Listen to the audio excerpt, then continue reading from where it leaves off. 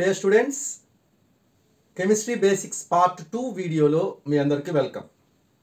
ఈ వీడియోలో మనం ఫార్ములా రైటింగ్ కెమిస్ట్రీలో ఎలా రాయాలి, మీ ఓన్గా ఫార్ములాస్ మీరు ఎలా రాయాలి అనేది నేర్చుకుంటే కెమిస్ట్రీలో బై హార్డింగ్ తగ్గిపోతుంది.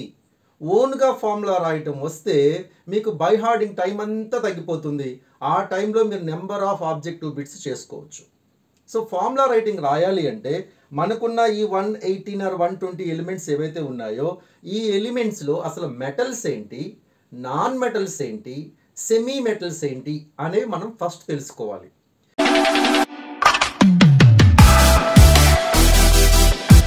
సో ఈ ఎంటైర్ పీరియాడిక్ టేబుల్లో మనకి ఈ ఎల్లో పార్ట్ మొత్తం కూడా మెటల్సే. ఇక్కడ ఉన్న రెడ్, ఆరెంజ్, ఎల్లో ఇవన్నీ మెటల్సే. ఈ కింద ఉన్నటువంటి పింక్, వైలెట్ ఇవన్నీ మెటల్సే. అంటే ఎంటైర్ పీరియాడిక్ టేబుల్లో మనకి మెటల్స్ చాలా ఉన్నాయి, నాన్ మెటల్స్ తక్కువ ఉన్నాయి. సో నాన్ మెటల్స్ మనం గుర్తు చేసుకుంటే కనుక ఒక్కసారి 7th గ్రూప్ క్లోరిన్, ఫ్లోరిన్, అలాగే బ్రోమిన్, అయోడిన్ ఇవన్నీ నాన్ మెటల్స్. అలాగే ఇక్కడ చూడండి yellow, carbon, nitrogen, phosphorus, oxygen, sulphur ఇవి కూడా నాన్ మెటల్స్. ఇక సెమీ మెటల్స్ వస్తే ఈ బ్లూ, స్కై బ్లూలో ఉన్నటువంటి boron, silicon, germanium, arsenic, selenium, antimony, tellurium ఇవి మాత్రమే సెమీ మెటల్స్. సో మెటల్స్ చాలా ఎక్కువ ఉన్నాయి, నాన్ మెటల్స్ తక్కువ ఉన్నాయి, సెమీ మెటల్స్ కూడా బాగా తక్కువ ఉన్నాయి. అసలు ఇంతకీ మెటల్స్కి, నాన్ మెటల్స్కి, సెమీ మెటల్స్కి డిఫరెన్స్ ఏంటో ఇప్పుడు ఒక్కసారి మనం చూద్దాం. మెటల్స్ అనేవి డొనేటింగ్ ప్రాపర్టీ ఉంటాయి. Metals can donate electron. ఎప్పుడైతే మెటల్ ఒక ఎలక్ట్రాన్ డొనేట్ చేసేస్తుందో దానికి పాజిటివ్ ఛార్జ్ వస్తుంది. ఎందుకంటే ఒక నెగిటివ్ లాస్ అయిపోయింది అంటే అక్కడ పాజిటివ్ మిగిలిపోతుంది. సో మెటల్స్ ఎప్పుడు కూడా క్యాటయాన్స్ ఫామ్ చేస్తాయి by losing electron. Whereas non metals మనం అబ్జర్వ్ చేస్తే they gain electron. Fluorine gain 1 electron అంటే ఒక నెగిటివ్ని తీసుకుంటుంది and forms fluoride ions. So metals ఏమో డొనేట్ చేసి క్యాటయాన్ ఫామ్ చేస్తే నాన్ మెటల్స్ ఏం చేస్తున్నాయి, ఎలక్ట్రాన్ని యాడ్ చేసుకుని, ఎలక్ట్రాన్ని యాక్సెప్ట్ చేసుకుని యానయాన్ని ఫామ్ చేస్తాయి. ఇక సెమీ మెటల్స్ ఏం చేస్తాయి, లైక్ బోరాన్, సిలికాన్, జర్మేనియం ఇవేం చేస్తాయంటే they can donate or they can accept. రెండూ చేయగలవు. ఎలక్ట్రాన్ డొనేట్ చేయగలవు, ఎలక్ట్రాన్ని యాక్సెప్ట్ కూడా చేయగలవు. కాబట్టి వాటిని మనం సెమీ మెటల్స్ అన్నాం. ఇప్పుడు మనం ఫస్ట్ ఆఫ్ ఆల్ మెటల్స్ యొక్క ఛార్జ్ని ఎలా గుర్తుపెట్టుకోవాలి, ఎలా ఐడెంటిఫై చేయాలనేది ఇప్పుడు చూద్దాం. సో మెటల్స్ విషయానికి వస్తే ఎలక్ట్రాన్ డొనేట్ చేస్తాయి, క్యాటయాన్స్ ఫామ్ చేస్తాయి. సో మనం ఇంటర్మీడియట్లో మనకి కెమిస్ట్రీ ఫాస్ట్గా చదవాలి అంటే నేను ఇచ్చేటువంటి కొన్ని మెటల్స్ అన్నీ అవసరం లేదు, ప్రస్తుతానికి కొన్ని మెటల్స్ బాగా మనం గుర్తుపెట్టుకోవాలి. అందులో 1A గ్రూప్ ఆల్కలీ మెటల్స్ ఏవైతే ఉన్నాయో hydrogen, lithium, sodium, potassium, rubidium, caesium ఇవి మీ అందరికీ రావాలి. మీకు ఎక్కడైనా సోడియం కనపడగానే yes it belongs to 1A group అని గుర్తుపట్టాలి. గుర్తుపడితే ఈజీగా దాని ఛార్జ్ చెప్పొచ్చు. ఎందుకంటే ఇక్కడ ఒక ఫార్ములా రాసాను చూడండి, charge of the metal is equal to group number. మీరు సోడియం 1A గ్రూప్ అని గుర్తుపడితే ఇట్స్ ఛార్జ్ ఈక్వల్ టు +1. అలాగే magnesium alkaline earth metal 2A group element చూడండి, beryllium, magnesium, calcium, strontium, barium. So మీరు మెగ్నీషియం 2A గ్రూప్ అని గుర్తుపడితే దాని group number 2 కాబట్టి దాని ఛార్జ్ +2. మెటల్స్కి ఎప్పుడు కూడా ఛార్జ్ ఏముంటుంది, ప్లస్.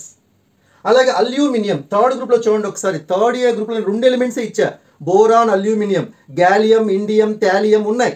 అవన్నీ ఎర్లీ స్టేజ్లో మనం గుర్తుపెట్టుకోవాలంటే కష్టం కాబట్టి 2 ఎలిమెంట్స్ గుర్తుపెట్టుకోండి, బోరాన్, అల్యూమినియం.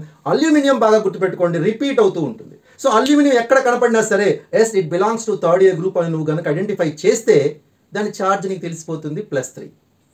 అదేవిధంగా 4A గ్రూప్లో కార్బన్ కానీ సిలికాన్ కానీ మనం అబ్జర్వ్ చేస్తే కనుక దాని ఛార్జ్ +4 అయ్యే ఛాన్స్ ఉంటుంది. కాబట్టి చూడండి 1A నుంచి 4A వరకు మనం జనరల్గా ఇవి మెటల్స్ కాబట్టి జనరల్గా ఇక్కడ మళ్ళీ కొన్ని నాన్ మెటల్స్ ఉన్నాయి, బట్ జనరల్గా 1A 2A పక్కాగా మెటల్స్. అల్యూమినియం కూడా మెటల్ కిందే వస్తుంది, బోరాను, సిలికాను మాత్రం సెమీ మెటల్స్ కింద వస్తాయి. సో ప్రస్తుతానికి ఆ కన్ఫ్యూజన్ అవ్వకుండా ఈ 1A నుంచి 4A గ్రూప్ వరకు ఈ ఎలిమెంట్స్ గుర్తుపెట్టుకుని వాటి ఛార్జ్ మీకు రావాలి అంటే గ్రూప్ నెంబర్ గుర్తుపెట్టుకుంటే చాలు.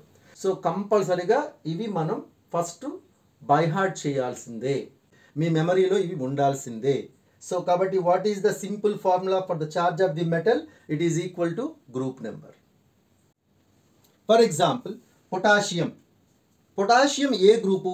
ఫస్ట్ గ్రూప్, కాబట్టి అది నువ్వు ఐడెంటిఫై చేస్తే దాని ఛార్జ్ నువ్వు +1 రాస్తావు. కాల్షియం ఏ గ్రూపు? సెకండ్ గ్రూప్, అది నువ్వు ఐడెంటిఫై చేస్తే దాని ఛార్జ్ +2 రాస్తావు. అల్యూమినియం ఏ గ్రూపు? థర్డ్ ఏ గ్రూప్, అంటే థర్డ్ గ్రూప్, కాబట్టి నువ్వు దాని ఛార్జ్ +3 రాస్తావు. సో ఇందాక నేను చెప్పిన కొద్ది ఎలిమెంట్స్ ఏవైతే ఉన్నాయో, ఫ్యూ ఎలిమెంట్స్ ఏవైతే ఉన్నాయో, ఆ ఫ్యూ ఎలిమెంట్స్ ఏ గ్రూపు అనేది ఐడెంటిఫై చేయటం చాలా అవసరం. పీరియాడిక్ టేబుల్లో నాన్ మెటల్స్ కొన్ని ఉన్నాయి కదా, ఆ కొన్ని ఏంటో ఒకసారి చూద్దాం. 5th A group, 6th A group, 7th A group. 5th A గ్రూపులో nitrogen, phosphorus, arsenic, antimony, bismuth. మీరు అన్నీ గుర్తుపెట్టుకోవద్దు ఎర్లీ స్టేజ్లో. సో నైట్రోజన్, ఫాస్ఫరస్ కనపడగానే yes the belongs to 5th A group అనేది మీరు ఐడెంటిఫై చేస్తే చాలు. అలాగే 6th ఏ గ్రూప్లో ఆక్సిజన్, సల్ఫర్. అలాగే 7th ఏ గ్రూప్ మీ అందరికీ తెలుసు, ఫ్లోరిన్, క్లోరిన్, బ్రోమిన్, అయోడిన్. ఇవి నాన్ మెటల్స్. నాన్ మెటల్స్కి ఛార్జ్ ఎంత వస్తుంది అంటే, ఇప్పుడు ఒక్కసారి ఇక్కడ ఫార్ములా చూడండి. Charge of non metal is equal to group number -8. మనకి నాన్ మెటల్ అంటే నెగిటివ్ ఛార్జ్ రావాలి కదా, కాబట్టి గ్రూప్ నెంబర్లోంచి 8 తీసేయాలి. Group number -8. For example nitrogen తీసుకోండి.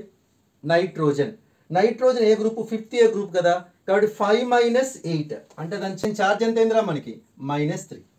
ఫాస్ఫరస్ కూడా 5th ఏ గ్రూప్, కాబట్టి 5 - 8. సో ఎవరి మీద మనం డిపెండ్ అవ్వవసరం లేదు, ఛార్జ్ తెలిస్తే ఫార్ములా వచ్చేస్తుంది. ఆక్సిజన్ 6th గ్రూప్, కాబట్టి గ్రూప్ నెంబర్ ప్లస్ 6 పెట్టండి.